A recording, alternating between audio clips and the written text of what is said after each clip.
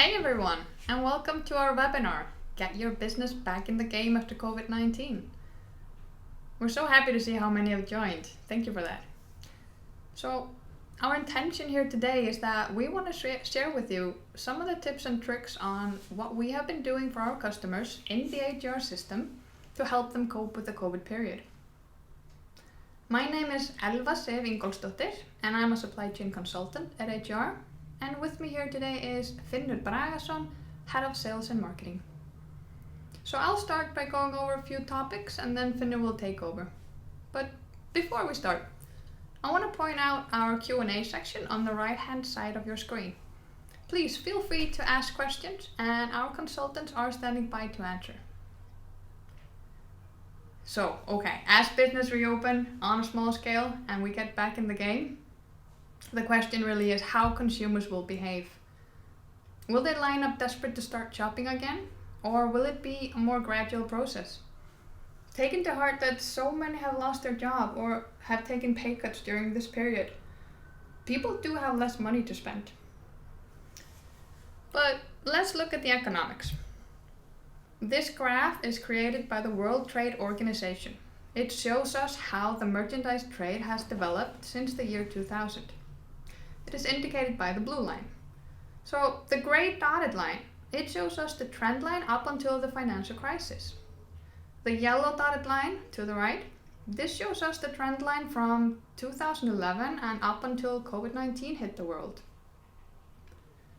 In this analysis, world trade, it's expected to fall by between 13 and 32% in 2020, if you look at the green and red line. The optimistic scenario in green suggests that the recovery will be strong enough to bring trade close to its pre-pandemic trend by 2021. While the pessimistic scenario in red, it only envisages a partial recovery. It is important to note there is a high level of uncertainty in the chart, dependent on how the pandemic plays out.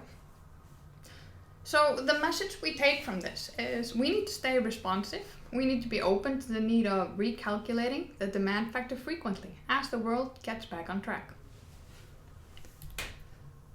So we want to go to demand planning. One way is to make the forecasts themselves more sensitive to demand changes. So in short, in our AGR software, we have a forecasting calculation set up during the implementation. This is on a daily level, weekly or monthly. If your current forecast setting is set to months, our consultants could change it temporarily to weeks. This would make your forecast more adaptive to demand changes.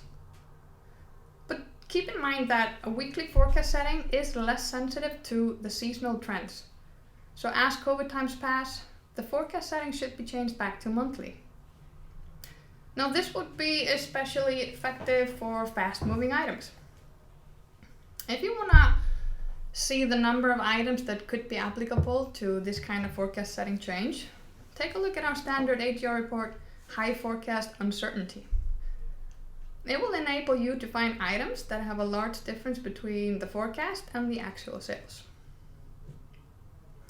So another way to demand plan would be through sales history smoothing. Because in strange times comes strange sales history. And statistical forecasting coupled with accurate demand history has proven to be a precise tool for anticipating future events. An obvious event like COVID-19 will distort a normal business trend line, creating a sales history not suitable to give a true picture of the underlying demand. And all retailers and wholesalers have been affected in one way or another this year by COVID. Thankfully, we do not anticipate the situation to repeat itself next year. Therefore, we recommend smoothing out the sales history of your items in order to create a better statistical forecast going forward. So let's take an example which a few of our customers have already applied to help them level out the forecast effects of the pandemic. It's a method that we call COVID-19 smoothing. The method consists of 3 steps. First, we select a period before the pandemic, which we refer to as the baseline period. Second, we define the sales period that needs to be leveled out, and we call it the COVID-19 period. Third, we replace the actual sales for the COVID-19 period using the sales from the baseline period multiplied with a COVID index, which can be defined differently based on the months it applies to or any other preferred level. The index says in this case that we want the sales period to reflect 60 to 70% of last year's sales. So using a simple method like this, it will allow us to easily remove the distorted demand pattern of COVID-19 from your sales history, and with that, create a better statistical forecast going forward. Keep in mind that these demand smoothing methods are applicable to any customer, and our AGR consultants are happy to help with applying the optimal sales history smoothing that fits your business needs. Now, Finnur, if you could please show them in the system.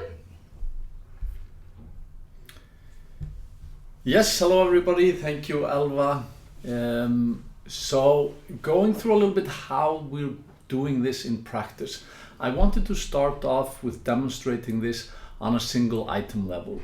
Now, selecting an item here from the list, on the bottom half of the screen we can see the graphical display. So my mouse is hovering over June 16th. So on the left hand side we can look at sales history that is displayed here on a monthly basis. Now, based on this sales history, the system is generating automatically a forecast, which is represented by the yellow lines. Now we can see a significant drop in sales during March, April and May due to the COVID-19 period.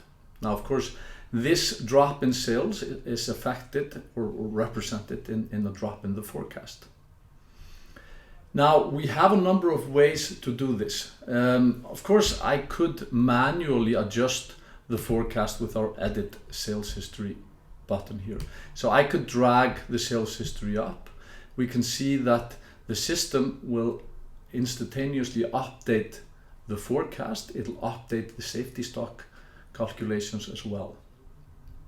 Now, this can be quite a manual process to change the sales forecast on each item for each store. So in this case, we can apply the COVID-19 smoothing process that Elva described here earlier. Now, we can apply the smoothing process to an individual item, but we can also apply it to a group of items, whether that is defined as a product group or a location or by any other method. Now, how do we do this? So the COVID-19 is defined as a custom action within the system. So going through a list here, we have the COVID-19 smoothing process. Now, once I execute this, the system will generate an adjusted forecast and apply that to or override the forecast. So the calculations have been running behind the scenes, and if I click on the legend here, planner baseline, we can see that the system has generated demand on top of the forecast for this particular item. So here we have generated this for the next few months or until the end of the year, and after the baseline period finishes, the system will revert back to the forecasts. Now again, here we're doing this on quite a granular level, but we have options in the system to do these changes on a more aggregate level. Now this is done in the planning engine, which I'm going to open now and show you a few scenarios.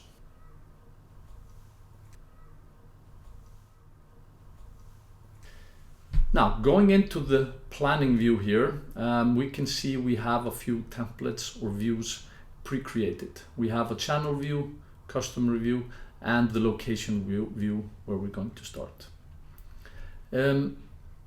We can see here that we are displaying the information based on the stock locations. We have an e-commerce location which reserves stock for the e-com business, and we have our individual stores that we display here based on last year's sales.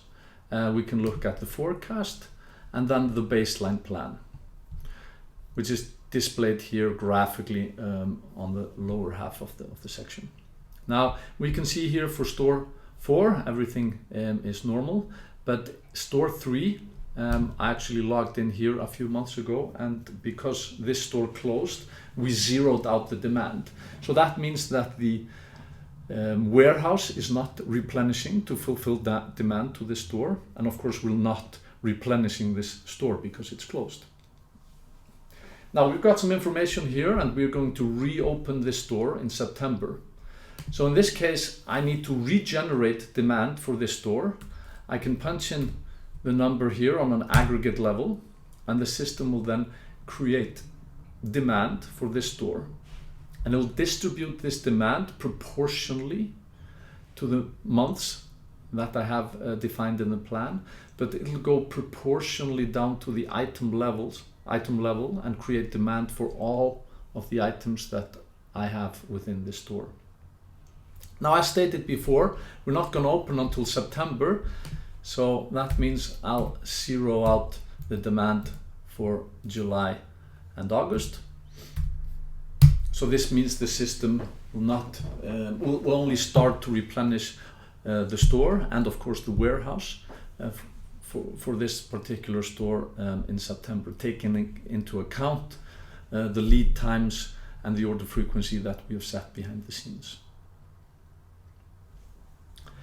Now I wanted to show you a few other views where we can manipulate the forecast on different aggregate levels. So moving on to the customer view, here I have the same information as previously, last year's sale, forecast and baseline plan, but here I display it according to my top 5 customers. Now if I look at customer 1 here, we have the last year's sale, we have the forecast, but we are in the unfortunate situation that this customer went out of business. So this means that I need to zero out anticipated demand for this particular customer. Again, we can do this on a simple level. I can zero that out, and the system will exclude the anticipated demand for all of the items that that I'm supplying this customer with.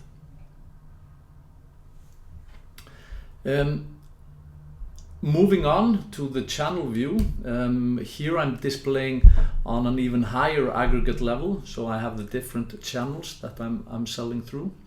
Here we can look at our e-commerce channel, retail channel, and wholesale. Now, because of the pandemic, because of the changed demand patterns, we have experienced significant sales increases in the e-commerce sector. So in this case, I want to increase the sales for my e-commerce this for 80%. So we can punch in percentage values here as well. So when I hit the enter button, the system will add 80% to all of the anticipated demand only for my e-commerce channel. So it'll start ramping up stock and of course safety stock for my e-commerce channel. Now this increase again will distribute down to the months I have open in this plan, and it'll go proportionally down to all of the items that I sell through my e-commerce business. Now these were just a few examples on the ways we can aggregate demand depending on different criteria. We can further we can create more aggregations on either vendors, we can do this on product groups, and we can even go down to individual SKU levels if we want to affect the demand on a more granular level. If you're interested in learning more about our planning engine and the ways we can aggregate information, please contact our sales office or our consultants, and we'll be happy to set up a customized demo for you to present these views. This was the last webinar in our recent session of webinars. We're going to take a short summer break, and we'll be back with an exciting webinar agenda in August. So Stay tuned, and thank you very much for listening today.